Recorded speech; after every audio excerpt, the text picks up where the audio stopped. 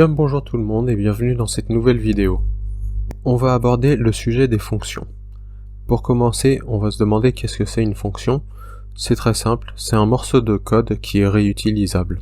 On a déjà utilisé des fonctions depuis le début, print est une fonction. On en a utilisé une autre, on a utilisé range.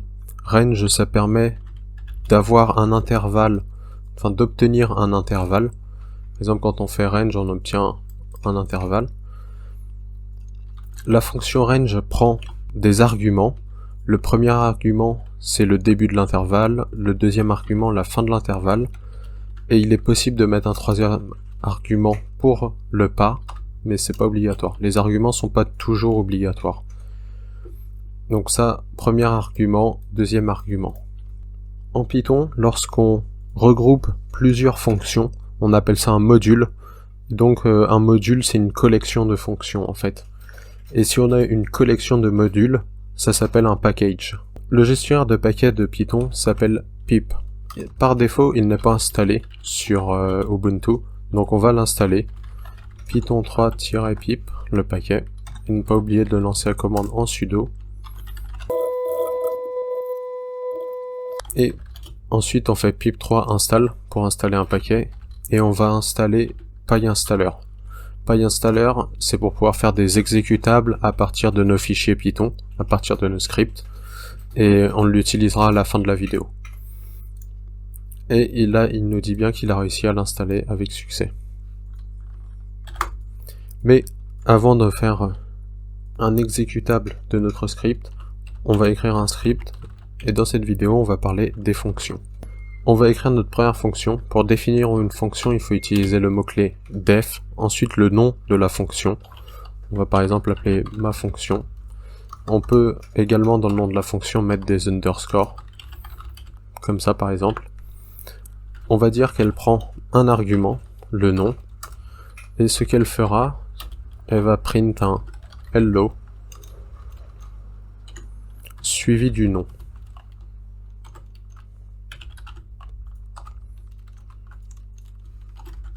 Hop, et il faut pas oublier de mettre le F ici. Si on fait ça, il va rien exécuter du tout. Ensuite, il faut faire appel à la fonction. Pour faire appel à la fonction, on utilise son nom, suivi de parenthèses. Et vu qu'elle prend un argument, il faut bien sûr préciser notre argument. Comme ça, par exemple. J'enregistre et je quitte. Je rends le fichier exécutable et j'exécute. Il a bien lancé la fonction hello-teki. Pour bien voir la différence, ce qu'on peut faire, c'est qu'on peut print quelque chose comme ça. Je suis dans une fonction et en dessous, quand on n'est pas dans la fonction, on va juste print je ne suis pas dans une fonction. Voilà. Ensuite, on fait appel à notre fonction. Étant donné que je n'utilise plus l'argument, je vais le supprimer. Et là, quand on va exécuter, on a d'abord je ne suis pas dans une fonction, puis on fait appel à notre fonction, et donc on a notre phrase je suis dans une fonction. Alors, je vais vous montrer quelques fonctions qu'on peut être amené à utiliser. On en a déjà utilisé certaines, on a utilisé range, on a utilisé aussi print. Alors, on va voir 2-3 fonctions, quelques-unes spécifiques aux chaînes de caractères et quelques-unes spécifiques aux listes. Je vais commencer par déclarer une chaîne de caractères. Voilà, hello world. Sur cette chaîne de caractères, je vais utiliser ma fonction find. Donc pour utiliser une fonction sur un objet, on utilise le point. Et on va essayer de trouver par exemple le L. En fait, la fonction find va nous renvoyer l'index auquel se trouve la première occurrence de la lettre recherchée.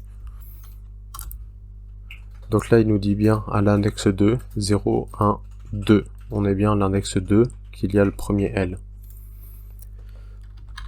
On a par exemple aussi .replace.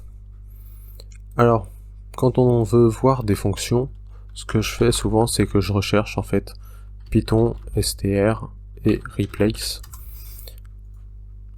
Voilà. Et on a par exemple le W3School qui va nous dire en fait comment fonctionne la fonction replace. Donc la fonction replace, on voit que là, elle prend en premier argument l'ancienne valeur, en deuxième argument la nouvelle valeur, et donc le count ici, qui est optionnel, donc on n'est pas obligé de le mettre, et qui nous dit en fait combien d'occurrences on veut remplacer. Par défaut, c'est toutes les occurrences. Donc c'est bien d'aller voir la documentation pour les fonctions dont on ne connaît pas exactement leur fonctionnement. Par exemple, là, je voudrais remplacer tous les L par des D. Voilà. On a bien remplacé tous les L par des D. On a aussi la fonction str.split, la fonction split. Donc on va devoir lui donner, en argument, on lui donne quel caractère on veut couper, en fait, à partir de quel caractère on veut couper. Moi, je lui ai dit l'espace. Donc là, il va nous sortir en fait un tableau, et il a coupé là où il y avait l'espace. Je peux aussi couper, en fait, avec les L, donc L minuscule, vu que je n'ai pas de L majuscule. Et là, il va nous récupérer ce qu'il y a avant le L, un vide, et là, il nous a récupéré, donc il a coupé au niveau des L. Il a utilisé les L comme délimiteurs. Maintenant, je vais déclarer une liste. On va faire des fruits. Un classique.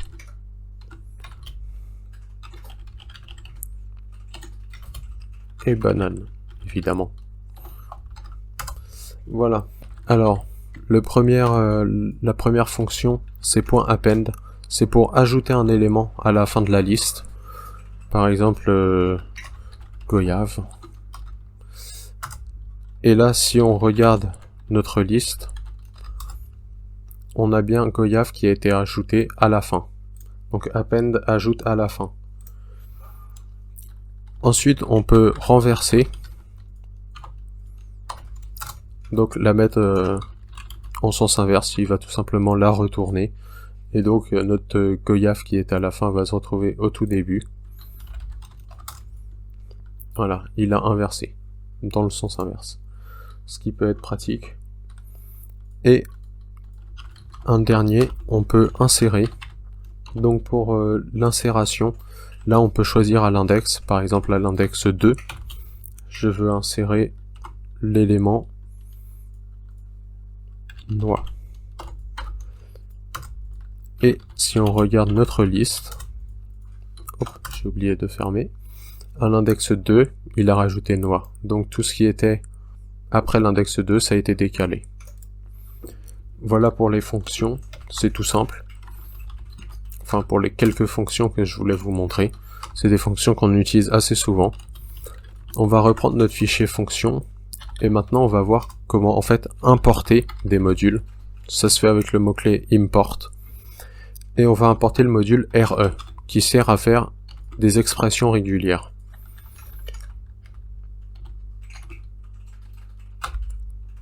Ensuite, je vais définir un texte. Pour le texte, on va prendre du lorem ipsum. On va pas prendre quelque chose de très long.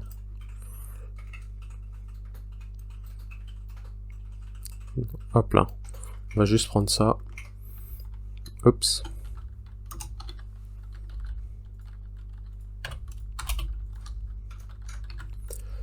Dans ce texte,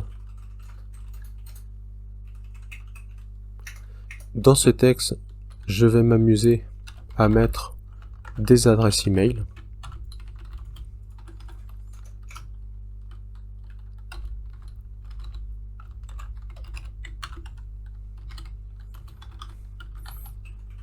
Je vais en mettre, disons, 3.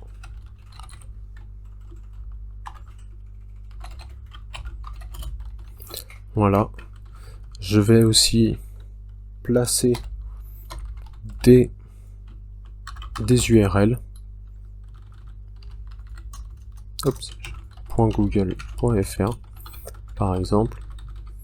Et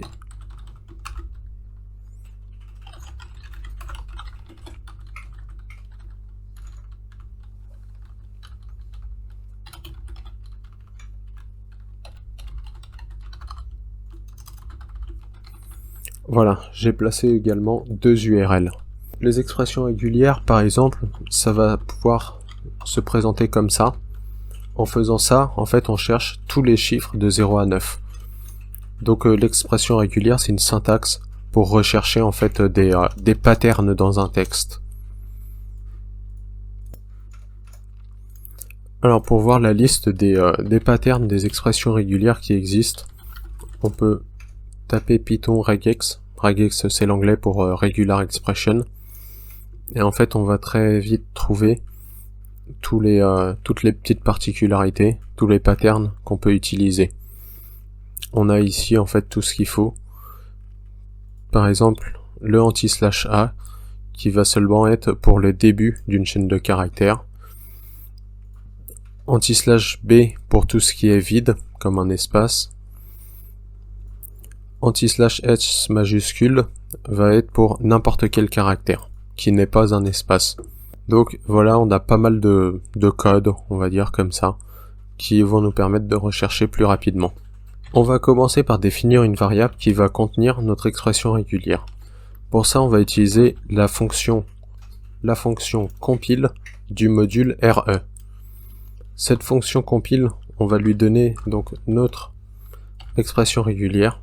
Donc on cherche tout ce qui a le pattern https suivi d'un certain nombre de caractères. Donc anti/s, c'est tous les caractères, lettres et nombres, mais pas les espaces. Et en mettant un plus, ça veut dire qu'on sait pas le nombre de caractères qu'il y a. Donc en fait, il va chercher toutes les occurrences de https suivi d'un certain nombre de caractères jusqu'à un espace. Une fois qu'on a défini comme ça notre expression régulière, il faut qu'on la recherche. Pour ça, on va utiliser ça, URL, on va utiliser la variable, notre expression régulière qu'on vient de faire, .findAll, pour trouver en fait toutes les occurrences de cette expression régulière, et on veut les trouver où? Dans texte. Donc texte qu'on avait défini au départ. Si on fait juste ça, en fait, findAll va nous renvoyer un tableau avec toutes les occurrences de cette expression régulière dans le texte. Donc ce tableau, on va le mettre dans une variable et ensuite on va afficher notre variable.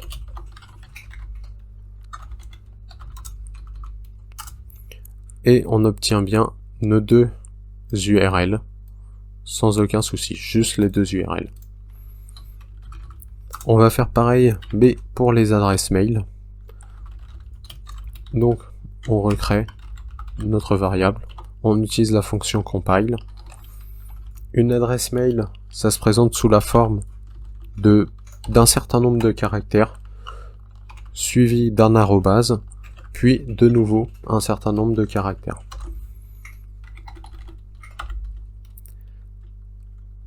Ensuite, là je vais pas passer par une variable. Hop là, c'est mail.findAll dans texte. En faisant ça, je vais directement afficher le résultat donc de cette fonction findAll, et donc j'aurai toutes mes adresses mail dans un tableau. J'exécute et j'ai bien obtenu mes 3 adresses mail, les 3 adresses mail que j'avais mis dans ma variable texte. Maintenant, on va utiliser PyInstaller pour faire un exécutable. Alors, PyInstaller est pas dans le pass, donc je peux pas l'utiliser comme ça, il me dit command not found. Or, je sais qu'on l'a installé tout à l'heure. Je vais donc le rechercher avec la commande find. Je vais envoyer toutes les erreurs dans le dev nul pour m'en débarrasser. Donc, il est là, PyInstaller. Hop, je vais copier ça. Et on peut vérifier que ça fonctionne bien avec le -help et on a bien l'aide qui s'affiche. Pour faire un installeur, rien de plus simple. On va sélectionner notre fichier Python. En l'occurrence, je vais me servir de fonction .py. Ensuite, je vais utiliser l'option -f qui va me servir à avoir un seul fichier. Il y a d'autres options possibles comme le -i suivi en fait d'un icône, mais j'ai pas d'icône sous la main, donc je vais juste faire le -f pour avoir un seul fichier. Et voilà, Une fois qu'on a fait ça, on peut faire un ls-l. On voit, ici j'ai toujours fonction, j'ai un build et un dist maintenant, et c'est dans dist que je vais trouver mon fichier fonction. Si là je fais la file, que je fais la commande file sur fonction, je vois que c'est bien un ELF 64 bits. Donc c'est bien un exécutable. Bien sûr, c'est un exécutable Linux. Pour faire un exécutable Windows, il faut lancer PyInstaller depuis Windows. Et là, si je lance fonction, j'ai la même chose que quand je lançais mon script. Donc j'ai bien transformé en fait mon script Python en exécutable Linux. Et voilà, c'est tout pour cet épisode. J'espère que ça vous a plu et je vous vois dans le prochain.